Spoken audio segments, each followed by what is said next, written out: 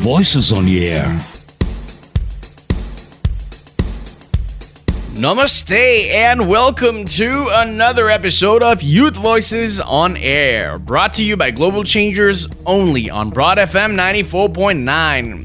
Namaste, welcome to our another episode. हामीहरुको अर्को episode लिएर हामी फेरि तपाईहरुको अगाडि उपस्थित भइसकेको छौं. म Arnav Khadka, and today we are diving into one of the most critical issues of our time, which is water, climate change, and its impact on us all. Hello everyone, I'm Sonia Thimosen and I'm back again with Arnav, and today the topic is quite interesting. We're going to talk about water, climate change, and its impact on each of us. Definitely water is very essential for our life. There are billions of people, they still lack access to clean water. As today, we will explore how glaciers are melting, how pollution is affecting our drinking water, and what can we do to protect the precious resource. Wow, so I think that was a very important thing that Sonia just pointed out. Coming from a country like Nepal and especially अहिले हामी जहाँबाट बोलिरहेछौँ, हामी काठमाडौँबाट बोलिरहेको छौँ, यहाँनिर चाहिँ how pollution is affecting our drinking water system, and हामीहरूले यसलाई चाहिँ के गरेर प्रोटेक्ट गर्न सक्छौँ भन्ने कुरा चाहिँ साच्चीमै कसैले सोच्न छुटाउनु भएको कुरा पनि हो जस्तो लाग्दैन र यो सोच्नै पर्ने कुरा पनि हो, हैन? So every year there's a very interesting thing. On the date of March the 22nd, the world observes the World Water Day. So basically raising awareness about the global water crisis and supporting the United Nations Sustainable Development Goal, and specifically talking about it, goal number 6, ensuring clean water and sanitation for all by 2030. Yo हामीले फेरि आजको कार्यक्रमलाई चाहिँ यसमा centered around गरेको छौं किनभने Global Changers is an organization. It's a youth-led organization that focuses on sustainable development goals, human rights, democracy, and it works to ensure a better world, hopefully for us. And today's episode is not just about global policies. Nepalले आफ्नै challengesहरु face गरिरहेको छ. Our glaciers are melting, pollution is increasing, and water scarcity is becoming a growing issue. हामीले त सबैजनाले मिलेर we need to speak up, we need to take action now. So let's start by understanding this year's theme that has been set by United Nations. So यो yearको theme चाहिँ glacier preservation हो. So glacier भने चाहिँ के हो? Glacier भने चाहिँ it's nature's water reservoir भने पनि हुन्छ हैन? They store fresh water and slowly release it, so that river flows around here year long. तर global temperature rise हुँदाखेरि चाहिँ हामीले यो glacier पनि lose गर्दै गइरहेको छौँ at a very alarming rate. हामीले चाहिँ numbers हेर्यौँ भने 2023 मा चाहिँ it was recorded that highest global glacier loss भएको थियो last 50 years को interval मा, र 600 gigatons ice पनि melt भइरहेको छ. यो चाहिँ it's enough to submerge entire cities. So यसमा मलाई इन्ट्रेस्टिङ लागेको कुरा चाहिँ के भने ग्लेसियर्सहरु चाहिँ it's almost like nature's water reservoirs भन्ने कुरा हैन. So essentially ग्लेसियर्सलाई अन्डरस्ट्यान्ड गर्दाखेरि त्यो एउटा ट्याङ्की जस्तो रहेछ नि त हैन. It's essentially एउटा स्टोरेज युनिट जस्तो रहेछ जसले चाहिँ इन फ्रेश वाटरलाई चाहिँ स्टोर गरेर चाहिँ बिस्तारै चाहिँ त्यसलाई रिलिज गर्दै जाँदो रहेछ. सो हामीहरुको रिजर्भियर नै घरिघरि डिफेक्टिभ भयो अथवा त्यसलाई राम्रोसित प्रोटेक्ट गर्न सकिएन भने त वाटरले कस्तो खालको इश्यूजहरु लिएर आउन सकिन्छ भनेर प्र्याक्टिकल लाइफमा पनि I think we can correlate with it, हैन? हामीले आफ्नो घरमा भएको ट्याङ्कीकै उदाहरणलाई लिएर पनि एउटा कन्सेप्ट चाहिँ बनाउन सकिन्छ, बुझ्न सकिन्छ कि जस्तो लाग्यो है मलाई चाहिँ. So I just wanted to point that out. So nevertheless हामीहरुले बुझ्नुपर्ने कुरा भनेको चाहिँ ग्लेसियरको बारेमा सोनियाले एउटा सानो ब्रिफ एक्जाम्पल दिनुभयो, हैन?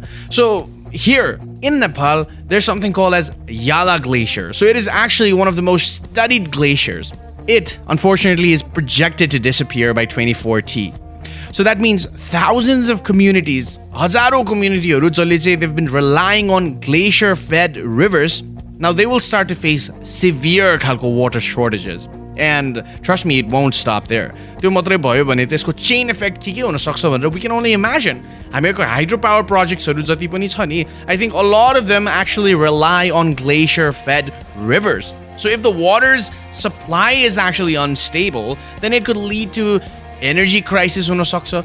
अब हामीको agricultural country पनि भन्छ हैन, so agricultural collapse पनि हुन सक्छ. होइन इरिगेसन भएन भने त it's a huge setback for the agro industry जस्तो लाग्छ है and even I think eventually चाहिँ यसको चेन इफेक्ट हेर्दै गयो भने सप्लाई डिमान्डको कन्सेप्टबाटै मात्रै सोच्यो भने पनि कन्फ्लिक्ट्स त भइहाल्छ नि it'll lead to conflicts over water होइन so हामीहरूले चाहिँ यो भइरहेको बेलामा चाहिँ I think we should also talk about something called as glacier lake outburst floods होइन Oh yeah, let's not forget about the risk of GLOFs, glacial lake outburst floods. So when melting glaciers cause lakes to overflow and destroy entire villages. This is indeed a growing threat. Specially यो हिमालयन रिजनमा चाहिँ एकदमै धेरै नै threat हुने गर्छ र साइन्टिस्टहरूले पनि देव प्रिडिक्टेड द्याट यो रेटमा कन्टिन्यू हुँदै गयो भने चाहिँ GLOFs नेपालको मेजर रिभर्समा चाहिँ जस्तै कि कोशी गण्डकी र कर्णालीमा चाहिँ एकदमै सिभियर वाटर सर्टेज हुनसक्छ र यसको चाहिँ impact millions of people living down स्ट्रिममा चाहिँ डेफिनेटली पर्छ सो मेरो विचारमा चाहिँ यो कुरालाई ट्याकल गर्दा चाहिँ we definitely need better climate policies होइन र सस्टेनेबल सोल्युसनमा चाहिँ इन्क्रिज इन्भेस्टमेन्ट पनि हुन एकदमै इम्पोर्टेन्ट छ र एउटा अर्जेन्ट ग्लोबल कोअपरेसन पनि एकदमै नेसेसरी छ र नेपालभित्र मात्र नभएर ग्लोबली नै सबैजनाले चाहिँ यसमा आवाज उठाउन it's very very important so मैले यहाँबाट बुझेअनुसार चाहिँ ग्लोबल लेक आउटबर्स्ट फ्लड्स भनेको चाहिँ एउटा सिम्पल टर्ममा हेर्दाखेरि चाहिँ कुनै लेक अथवा रिजर्भियरमा धेरै जम्मा हुँदै गयो पानी होइन अब लेकमा त way talking about water so when that actually exceeds it's capacity त्यसले चाहिँ गएर ओभरफ्लो भएर चाहिँ वरिपरि भएको कुरालाई चाहिँ अफेक्ट गरिदिन्छ and talking more precisely about the situation in Nepal यसले चाहिँ गएर चाहिँ भिलेजेसहरूलाई डिस्ट्रोय गरिदिने र स्पेसली चाहिँ एउटा थ्रेट बनेर चाहिँ बस्न सक्ने हुँदो रहेछ specially in the Himalayan region होइन like you mentioned and I do agree with you actually यसलाई ट्याकल गर्नको लागि त we do need better policies and to be specific climate policies and also we need to have increased investment in sustainable solutions agi uhanle bhannu bhayeko jastै त्यो कुरामा त of course as being the part of global changes as well we need to advocate for sustainable solutions which I am 100% for. Anyways, with that being said, now let's take a short musical break and let me refresh your memories if this is a song that you've not heard for a long time. So it's going to be Cold Water by Justin Bieber. Okay everyone, welcome back. Once again, and अब चाहिँ हाम्रो यो सेगमेन्टको part चाहिँ it's about pollution त हामीले सुनिरहेकै कुरा हो so this time हामी चाहिँ to be specific will be diving into water pollution है किन भन्दाखेरि वाटर पोल्युसन चाहिँ अहिलेको एकदमै बर्निङ इस्यु हो है हामीले अहिले खाने वाटर पनि अहिले अनड्रिङ्केबल भइसकेको छ किन भन्दाखेरि केमिकल्स प्लास्टिक्स अनि इन्डस्ट्रियल वेस्ट र यसमा अझै कन्ट्रिब्युट गरिरहेको भनेको चाहिँ PFAS पोल्युसन छ सो यो सुन्दा नाम टेक्निकल लाग्ला तर just like as an example तपाईँले कुक गर्ने ननस्टिक कुकवेयरमा पनि PFAS छ र वाइ PFAS इज ब्याड भन्दाखेरि चाहिँ यो चाहिँ एउटा फरएभर केमिकलको क्याटेगोरीमा पनि पर्छ है यो चाहिँ वन्स इन्भाइरोमेन्टमा यो एन्टर गर्छ यो ब्रेकडाउन चाहिँ हुँदैन र यसले चाहिँ हाम्रो वाटर रिसोर्सेसहरूलाई पनि एकदमै कन्टामिनेट गरेको छ र साइन्टिस्टहरूले चाहिँ PFASलाई चाहिँ रिभर्समा लेक्समा र हाम्रो ब्लड स्ट्रिम्समा पनि पाएको छ कि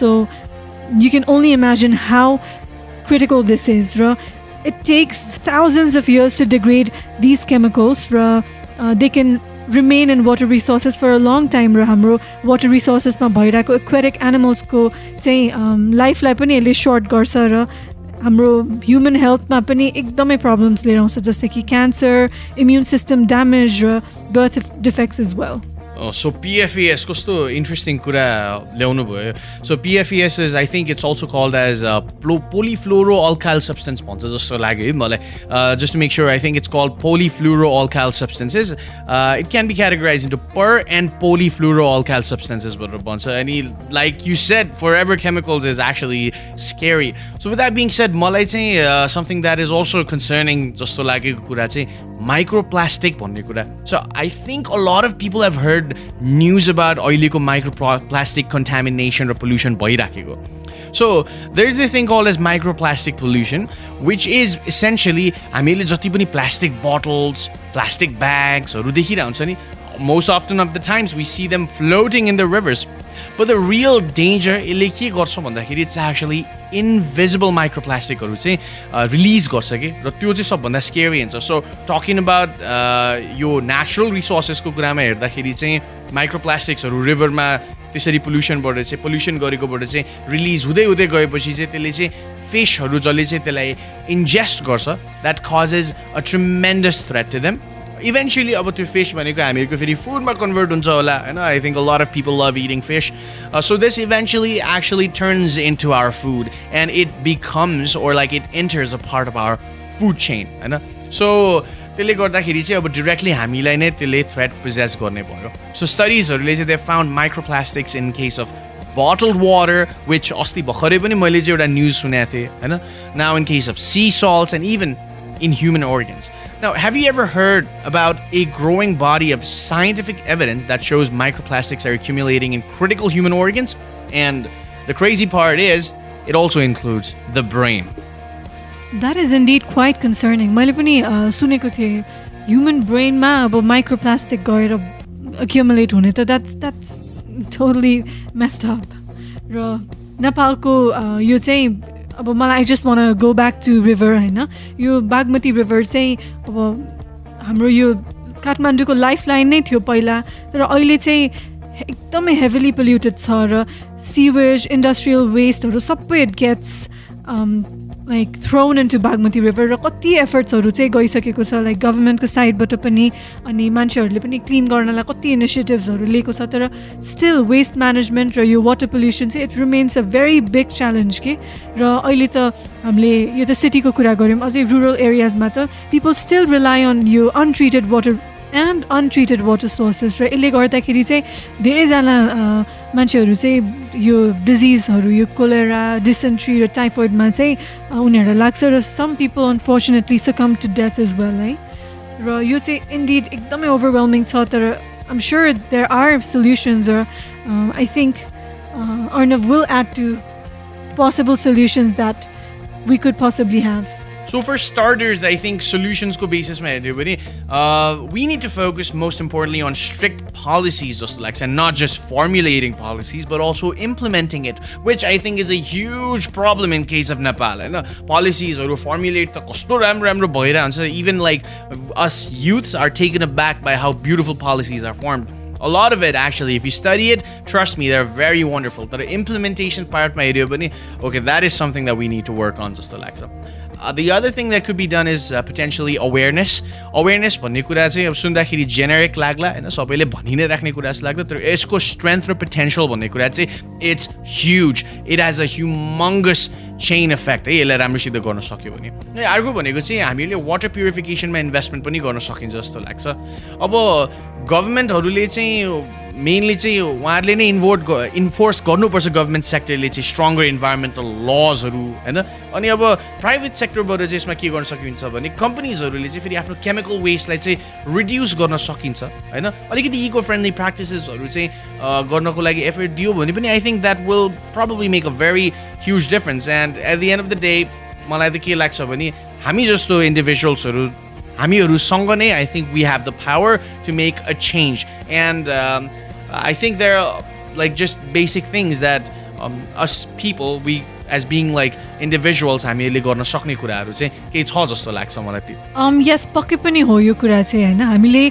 इन्डिभिजुअली पनि वी हेभ द पावर के हामीले प्लास्टिक युजलाई रिड्युस गर्ने हो कि अनि सिङ्गल युज प्लास्टिकलाई एभोइड गर्नु पर्ला होइन अनि सस्टेनेबल ब्रान्ड्सहरूलाई सपोर्ट गर्ने जस्तै कि इको फ्रेन्डली प्र्याक्टिसहरूलाई प्रमोट गर्ने र we should most definitely talk about these issues हामीले इन्फर्मेसन सेयर गर्नु पऱ्यो र we need to inspire and motivate everyone whether that be our friends or families to move towards sustainable practices र single-use plastic-लाई चाहिँ सकेसम्म we need to avoid it. Single-use plastics-लाई avoid गर्ने अनि अलिकति reusable bottles-हरुमा switch गर्न try गर्ने नि हैन अब as an individual त्यति सानो सानो स्टेपले पनि I think like we could probably make a huge difference जस्तो लाग्छ है एउटा त्यो चाहिँ wave चाहिँ create गर्न सकिन्छ नै जस्तो लाग्छ especially as being youths हैन अनि अब अर्को नेपालको लागि चाहिँ हामीहरूले के स्टेपहरु लिन सकिने जस्तो मलाई लाग्ने भनेको चाहिँ एउटा रेन वाटर हार्भेस्टिङ भन्ने कुराको कन्सेप्ट छ नि so I think that is something that could also be encourage specially in case of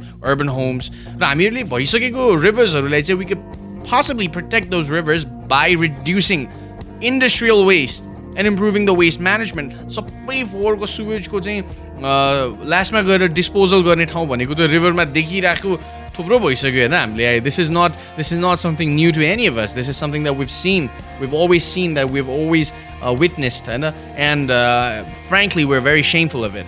अब लोकल गभर्मेन्ट्सहरूले पनि यस्तो कुरामा भन्दै जाँदाखेरि चाहिँ इन्भेस्ट गर्नुपर्छ. मोडर्न सुवेज ट्रिटमेन्ट प्लान्ट्सहरूमा इन्भेस्ट गर्न सक्नु पऱ्यो होइन. अनि त्यसपछि यो क्लिन ड्रिङ्किङ वाटरको लागि चाहिँ एक्सेस बढाउनको लागि अलिकति इनोभेटिभ तरिकाले गर्नु पऱ्यो. सधैँ एउटै स्टेपलाई चाहिँ नयाँ प्रविधि लिएर आएर चाहिँ फेरि you know like just reinvent गरेको जसरी प्रेजेन्ट गरेर चाहिँ हुन्छ जस्तो मलाई चाहिँ लाग्दैन. You actually have to come up with a different concept so that this could potentially make an impact. And so यस्तै सानो सानो स्टेपले पनि I think this can prevent future water crisis जस्तो चाहिँ मलाई लाग्छ है. Yes, I agree with you. र यो हाम्रो यो वाटरको आजको थिमलाई अझै सपोर्ट गर्दै हाम्रो युथ भोइस चाहिँ अग्रजा अधिकारीबाट छ. So let's hear what she has to say on water crisis. नमस्ते, मेरो अडियो सुन्दै हुनुभएको सम्पूर्णमा म अग्रजाको न्यानो अभिवादन. आज मार्च 22 अर्थात् विश्व पानी दिवस वर्ल्ड वाटर डे भएका कारण आज हामी यसैको फेरिमा छलफल गर्नेछौँ. आशा छ हजुरले मन पराइदिनु हुनेछ. पानी एउटा त्यस्तो वस्तु जुन नभई नहुने. पानी पृथ्वीमा जीवन सम्भव बनाउने तरल पदार्थ हो. मानिसदेखि जनावरसम्म, जनावरदेखि बोट बिरुवासम्म बाँच्नको लागि पानीमा निर्भर हुने गर्दछन्. पानी बिना जीवन अस्तित्वमा नै हुने थिएन. पानी पृथ्वीमा जीवनको लागि सबैभन्दा महत्त्वपूर्ण स्रोत हो र यो दिगो विकासको मुटु सरह नै हो भन्ने थाहा हुँदाहुँदै पनि अझै पनि लाखौँ मानिसहरू सफा र सुरक्षित पानीको मूल्याङ्कन गर्न चुनौतीहरू सामना गर्दछन्. तपाईँ पानी बिनाको एक दिन कल्पना गर्न सक्नुहुन्छ?